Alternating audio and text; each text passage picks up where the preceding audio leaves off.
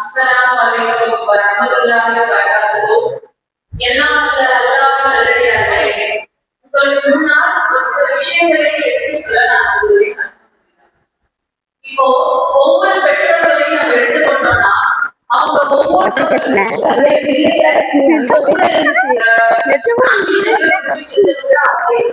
ஒரு சில பேர் என்னோட பிள்ளைய டீச்சர் ஆகணும், ஒரு சில பேர் என்னோட பிள்ளைய டாக்டர் ஆகணும், ஒரு சில பேர் என்னோட பிள்ளைய வந்துட்டு இன்ஜினியர் ஆகணும் அப்படின்னு பல கனவுகளை நம்ம இருந்துருக்கோம்.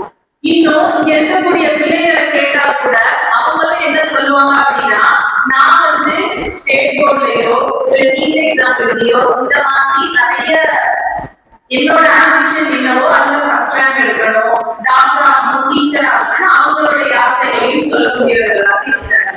ஆனால் ஒவ்வொரு பெற்றோர்களுடைய மிகப்பெரிய கடமையாகவும் நம்ம பிள்ளை ஆர்ட்ஸ் கல்வியில எந்த அளவுக்கு சிறந்து இருக்கா அப்படின்னு நம்ம நினைக்கிறது தான் பெரிய கனவாக இருக்க வேண்டும். திருக்குறானில் முதல் 5 வசனங்கள்ல இக்ரா படிக்க அப்படிங்கிற சொல்லும், கலம் எழுதிக்கொள் பெண்ணுல அந்த சொல்லும், இல்ம கற்பித்தல் அப்படிங்கிற சொல்லும் அதிக அளவுல வந்திருக்கு. இந்த விஷயம் எல்லாமே எப்படி வந்து கல்வி முக்கியத்துவமாக விளங்க வேண்டும் அப்படிங்கிறத குறிக்கும் விதமாக இருக்கிறது. அது மட்டும் அல்லாம இப்னு மஜா அப்படிங்கிற நூல்ல கல்வியை வந்து தேடுவதுதான் ஒரு மனிதனுடைய மிகப்பெரிய செயலாகவும் முக்கியமாகவும் இருக்க வேண்டும் என்று நக்சல்லாஹு அலைஹி வஸல்லம் அவர்கள் கூறினார்களும் இடம்பெற்றிருக்கு. இப்போ கல்வியை கற்கிறத இறையச்சம்னு சொல்லலாம். ஏன்னா இப்போ நம்ம கல்வினா என்னன்னு தெரிஞ்சுக்கிட்டா மட்டும்தான் நம்மளால நல்லது எது தீயது எதுங்கிறத பிரிக்கக்கூடிய பகுத்தறிவு கிடைக்கும். அதே கல்வியை தேடுவது வணக்கம் விவாதத்தை என்று சொல்லலாம். அந்த கல்வி மாற்று கல்வி தெரிந்தால் மட்டும்தான் நம்மளால தொழுகுமுறை என்ன அதோட அணுகுமுறைகள் என்னங்கிறத நம்மளால ஐடென்டிஃபை பண்ண முடியும். அதே மாதிரி கல்வி ஞானம் பற்றி பேசுவது இறைத்துணி தஸ்பீஹ் அப்படின்னு சொல்லலாம். இப்போ ரீசெண்டா ஒடிஷால ஒரு மனிதர் வந்து என்ன செஞ்சார் அப்படின்னா, நானும் என்னோட அப்பாவும் சேர்ந்து பேங்க்ல சேமிப்பு வைத்திருந்தோம், அதை எனக்கு திருப்பி கொடுங்கன்னு அவங்க கேட்ட பொழுது, உங்க அப்பாவுடைய ப்ரூஃப கொண்டு வாங்க, அப்பதான் எங்களால அந்த பணத்தை திருப்பி தர முடியும்னு சொன்னாங்க.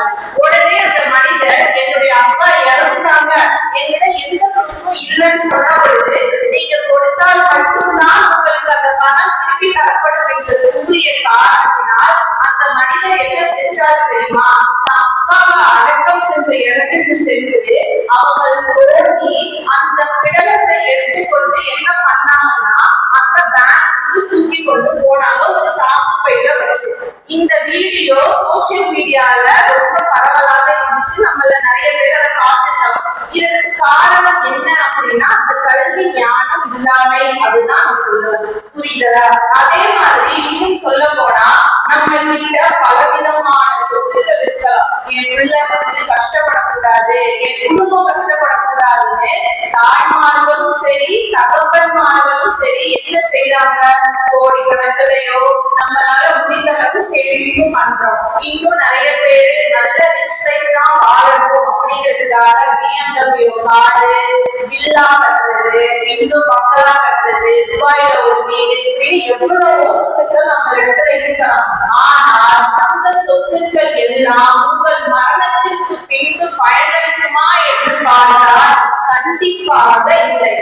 ஆனாலும் கூட அல்லாஹ் சுப்ஹானஹு வ தஆலா கூறுகிறான், ஒரு மனிதன் இறந்ததற்கு பிறகு அவனை ஒற்றி 3 விஷயங்கள் அவனுக்கு நன்மையை சேர்க்கும் என்று குர்ஆனில் கூறப்படுகிறது.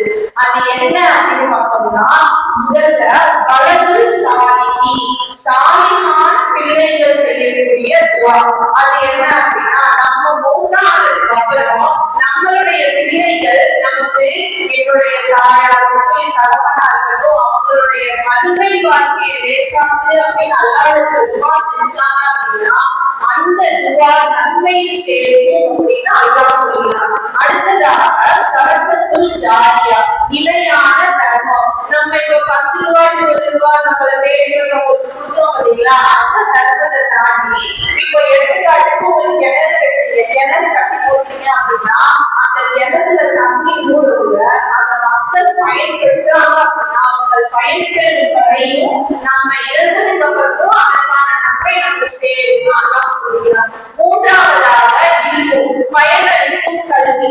ஒருவர் நான் கற்றத இன்னொருத்தவங்களுக்கு கற்றுக் கொடுக்கிறது.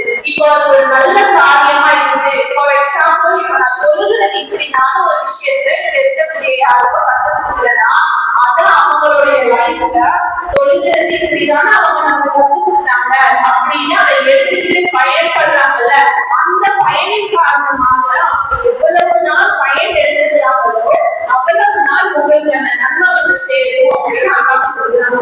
இந்த இடத்துல நான் பேசுறதுக்கு என்னுடைய கல்வி ஒரு காரணமாக இருந்தாலும் கூட எனது பெற்றோர்கள் என்னை வழிகாட்டியதுதான் மிக முக்கிய காரணம். பெற்றோர்களாகிய நீங்களும் நம்ம பிள்ளைகளை நல்வழியில கொண்டு போறதுக்கு நீங்க தான் நல்வழிப்படுத்தணும் இன்ஷா அல்லாஹ். அதே போல ஒவ்வொரு பேரண்ட்ஸும் செயல்படுத்துறத நான் இந்த இடத்துல சொல்றேன். இங்க இருக்கக்கூடிய பிள்ளைகளுக்கு என்னோட அட்வைஸ் நான் சொல்றது என்ன அப்படின்னா, இந்த 10 நாள் நீங்க கத்துக்கிட்ட நிறைய நல்ல விஷயங்கள் இருக்கும் பாத்தீங்களா, அது நாகரிக ஒழுக்கங்களா இருக்கலாம், இஸ்லாமில் அல்லாஹ் நமக்கு எதை நல்லது கெட்டதுன்னு சொல்லி கொடுத்திருக்கானோ அந்த விஷயங்கள், மார்க்கத்துல உண்டு எது கரெக்ட்னு சொல்லிடலாம், எது தப்புன்னு சொல்லிடலாம், இந்த மாதிரி எவ்வளவு விஷயங்கள் ஆளும் மக்களும் ஆளும் சாப்பிடும் சொல்லி கொடுத்திருப்பாங்க. அந்த விஷயங்களை நீங்க மட்டும் பயன்பெற்றது அல்லாமல் உங்களோட ஃபேமிலி ரிலேட்டிவ்ஸ், உங்க கூட பிறந்தவங்க, உங்க கசின்ஸ் சிஸ்டர்ஸ் எல்லாருக்குமே நீங்க கண்டிப்பா சொல்லி கொடுத்து அவங்களையும் நம் மார்க்கத்தின் வரை ஈடுபட வர வேண்டும் என்று கூறியவர்களாக நான் இங்க பேச எனக்கு வாய்ப்பளித்தவர்களுக்கு ஜஸாக்கல்லாஹ் ஹைரா என்று கூறி நாம் அனைவரையும் அல்லாஹ் பாதுகாக்க வேண்டும் என்று கூறியவர்களாக இங்கு பரிசு பெறவிருக்கும் அனைத்து மாணவ மாணவிகளுக்கும் அல்லாஹ் கல்வி ஞானத்தை அதிகரிப்பான் என்று பிரார்த்தித்தவர்களாக எனது உரையை முடித்துக் கொள்கிறேன். அஸ்ஸலாமு அலைக்கும் வரஹ்மத்துல்லாஹி வபரகாத்துஹு.